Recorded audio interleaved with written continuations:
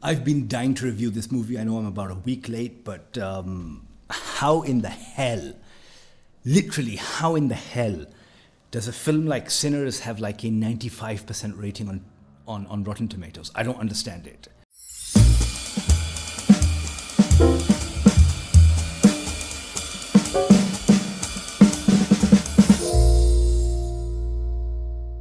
I mein, it stinks, or sort of a slightly more relevant, a more apt metaphor, it bites.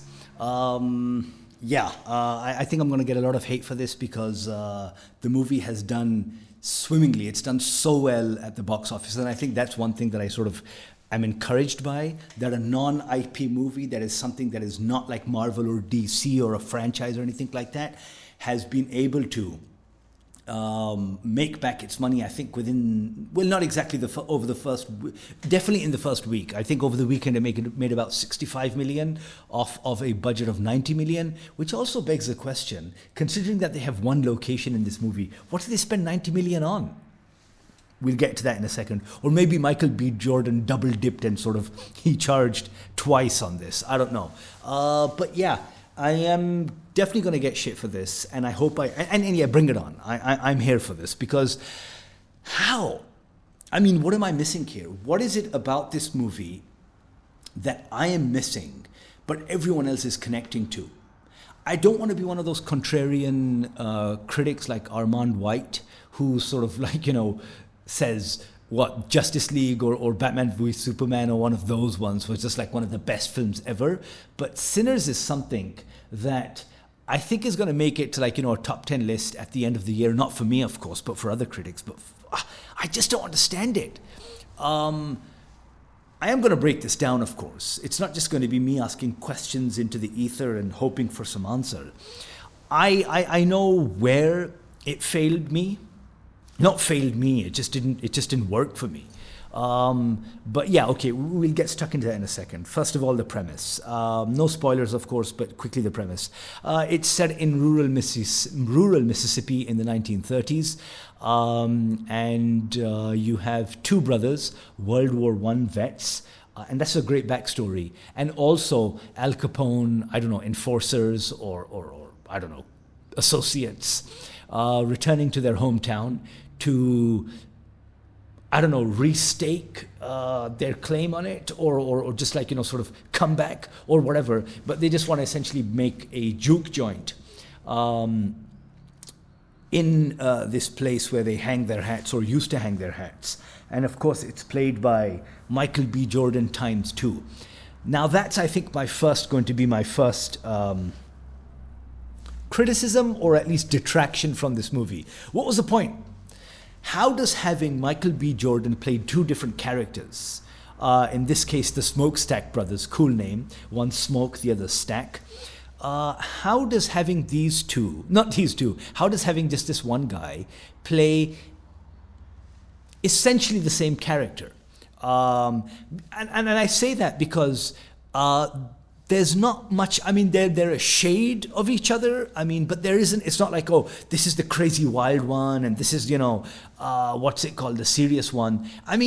You get that, but it's not very apparent. So, if this was done with the intention of perhaps showing his range, and let's not, mince words, he is a pretty good actor, he's a really decent actor. But if the intention was that, I don't think they achieved it. Having Michael B. Jordan in just two different suits, essentially, didn't really do it for me. Why couldn't they have cast another promising young black actor? Wayne Brady, black actors, right? Why not have somebody like that? Not Wayne Brady, of course, but why not have another young black actor? There's scores. One of my favorite ones is Aaron Pierre. The guy from Rebel Ridge. That guy's amazing. But yeah, that's, I think, my first detraction. Didn't really do it for me. Having, two times the Michael B. Jordan. So that's number one. Then, of course, we move on to, further into the premise. They want to open up a juke joint, and they are then besieged by vampires. Played in this case, the sire, so to speak, Jack O'Connell, another good actor, unfortunately hamming it up on SAS Rogue Heroes, made by Stephen Knight, who has been entrusted with the new Star Wars along with Sharmeen Obaid, but I think that's a discussion for another day. But Jack O'Connell is a pretty good actor. And again, my second criticism of this movie, there's not enough of him in the movie. I mean, he's there and then he's gone and then he comes back again and then he's gone and then he comes back for the climax. I think his only shining moment, so to speak, besides playing your typical sort of vampire villain, is this one where, because this movie is heavily infused with music, and I think it's a good decision on the director's part, on Ryan Coogler's part, who wrote and directed this movie, to include that a traditional Irish ballad. Of course, it's not Danny Boy. I'm not sure which one this is, but Jack Connell definitely has the pipes for it. And I mean, sort of, he's also doing his jig. He's also not tap dancing, but doing sort of those Irish dances. And that was a really good moment, as opposed to that other scene which everyone's raving about. So that's my second one. Third, again, I don't want to be one of those critics who only critique a film for the length. But when a movie is perhaps this boring, yes, it was boring, and when a movie perhaps has such a build-up with a unsatisfactory payoff, climax, I think that's when you need to be a little restrained, sort of in the editing room. You need to sort of be a little more conscious of the fact that if you have a movie that's running about 2 hours plus, maybe you don't want to have I think a 45-minute hour build up with barely 20 minutes of action. And yes, I am going to be one of those guys who do want to sort of sort of say, I wanted that reward, I wanted that payoff at the end where there is sort of Michael B. Jordan shirtless, or at least not shirtless, but in the vest, with a Tommy gun, mowing down, vampires. Instead, we get him mowing down a couple of clan members, but I'll get to that in a second.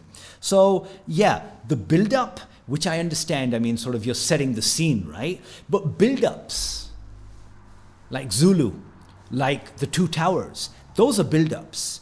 Those are build-ups in which the tension, in which you're creating this mood, in which you're creating, you're setting up the climax. You're basically building that up. So, I mean, when your payoff in this case is so weak, I mean, I honestly thought that they'd be besieged in there, in that juke joint for a while. They're going to be fighting them off and stuff like that. But instead, sort of, the doors they burst wide open and there's melee and stuff like that. When it's that, I don't want to have to sit through, sort of one sex scene, and what's it called? A couple of sort of, that, and the movie is super horny, I have to say. I mean, there was three sex scenes in this film, and why? I mean, whatever. I would rather have seen, what's it called, again, Michael B. Jordan, and yes, I am kind of crushing on the guy, stab a couple of vampires in the heart, rather than see these sweaty scenes that again, I think this is definitely a show for another day. That didn't really add anything to the movie unless you wanted to be oh yeah, this is sexy. I couldn't give a shit. The build-up, forget that. It does have acting pedigree in this movie. Delroy Lindo, great guy. Haley Stanfield, Michael B. Jordan, Jack O'Connell. I can't pronounce the lady's name. Wunmi Misaku, I guess. Her, all really decent actors. But and of course, what's it called? I don't know the name of this actor, but the guy who plays the blues singer, who happens to be these two boys' cousin, Preacher Boy, also pretty good, and he's also got a decent voice, which I think now leads me to the music and of course that particular scene. It's really good to see because again, this is rural Mississippi.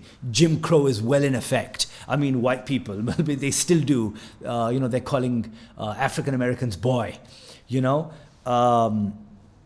it's good to see the blues play into this, because that is the mood, right? Sort of, that is the tone that they're setting here. But there's that one scene which everyone's raving about, and which I honestly felt, it just fell flat for me. And it kind of, the minute I saw it, it took me back to Apollo 3 that Michael B. Jordan, of course, starred in and directed. And there's that one scene in that final fight with Jonathan Major's character, in which sort of it's about, like, you know, because again, Michael B. Jordan, he said that, you know, sort of this was, it harks back to, you know, his anime influences, and sort of how sort of the internal struggles are shown. The character's internal struggles are shown. So in that, you know, you have him, and, like, you know, sort of he's in this cage and he's trying to fight out. And because, you know, sort of those internal struggles, they mean that he's getting his ass beat by, Jonathan Majors in the ring. It didn't work for me then. And not to say that he had a hand in this scene, but it didn't work for me right now. It was a creative fail, as the kids would say. So in this scene, literally burning down the house, Talking Heads, if you want to listen to that one. But Preacher Boy, and the movie is kind of based on this, that, like, sort of there are certain performers, certain musicians across cultures, across time, who have such a power in their abilities that they're able to attract sort of these evil spirits, and in this particular case, attract the vampire. He starts playing the blues, and sort of then it becomes this almost transcendent scene. And by that, I don't mean to say that it uplifted me, but by transcendent, it means it goes across sort of space and time. And sort of in that same juke joint, you get to see this George Clinton type rocker. Then you see this, you know, break dancer, a ballerina, a twerker, a guy on sort of the, you know, on the tables, you know, DJing and stuff like that. And sort of then the house literally is set on fire, and, you know, the sort of the house, sort of that shed in which they're playing.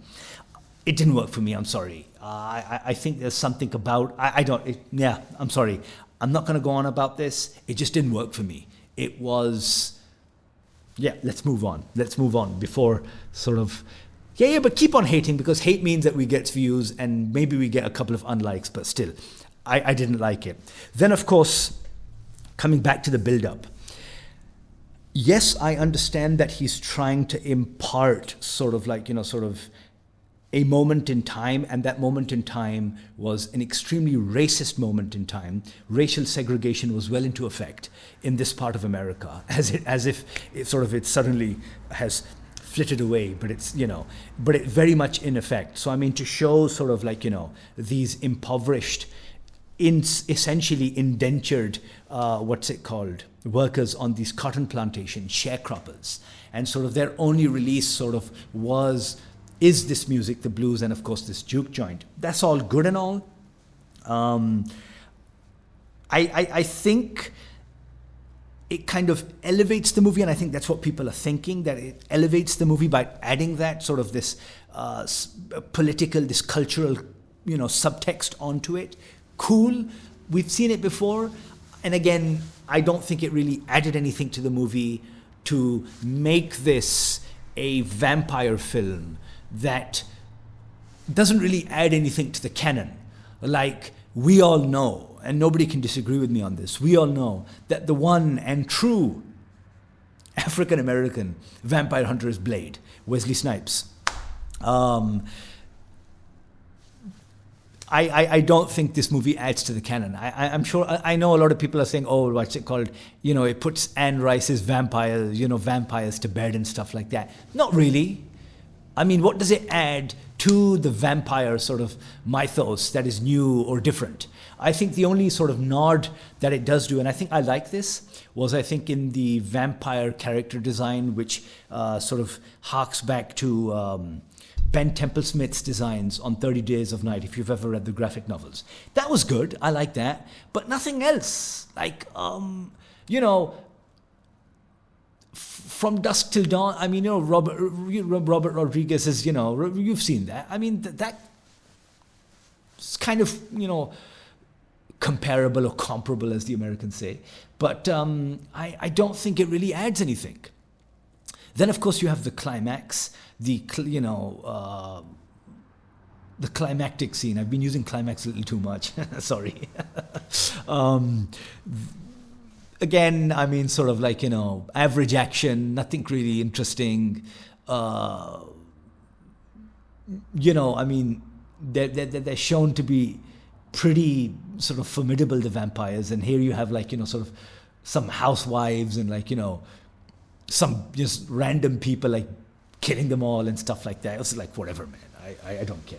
But where I am taking this is, remember, and I think it's still around on YouTube, everyone, how it should have ended. Here's how this film should have ended. Because with its commercial success, right, and there is a post-credit scene. I'm not going to talk about that one because that's a spoiler. And with its post-credit scene, this movie could have easily set itself up for a sequel. Easily. Because, of course, after all the baddies are vanquished and all of that stuff, Michael B. Jordan's character is still standing. At least one of the, one of the brothers, because one of them is turned. So the movie, how this should have ended, and I've already mentioned this earlier on, is again a wife-beater wearing Michael B. Jordan with his sort of like, Black Panther traps and delts and tries and all of that stuff, strapped up with his World War I gear, with a Tommy in his hand, just going after, just like setting out on this course because he vows to take revenge. He's lost his woman. Sorry, another spoiler there. He's lost his woman. He's ostensibly lost his brother. He's lost everything because, I mean, both of them like put in quite a bit of money to like, make this juke joint, so on and so forth. So he vows revenge. He's like, you know what, man? Fuck these vampires. I'm going after them. And that's it. Movie ends. Sequel time. Sinners Part 2. But no, that's not what we get. Instead, we have him poetic justice shore, like, what's it called? He uses that very same Tommy gun and grenades and all of that stuff. Spoils of World War I on the Klansmen who come to sort of clean out the juke joint of his brother, and so on and so forth. And yeah, he murders them. And I'm sure that's quite fulfilling, watching a couple of Klansmen, the KKK, get shot to bits. But that's not the movie I wanted. That's not the movie, that's not how I think it should have ended. And then, of course, the guy dies at the end. I mean, just like one random bullet, boom, after like surviving a whole night fighting vampires. Just like, you get shot in the gut and that's it. Come on, man. Come on. So yeah, I mean, maybe there's an alternate universe in which the character... And I think I was reading this somewhere. I didn't read the article itself, but I think there was an alternate ending to this movie. They didn't follow through with it. But yeah, there is a Sinners Part 2 coming out in 2026 in which Michael B. Jordan hunts his brother down. Now, that would be a movie I'd watch. Instead, we get this semi-dream sequence of breastfeeding. Yeah.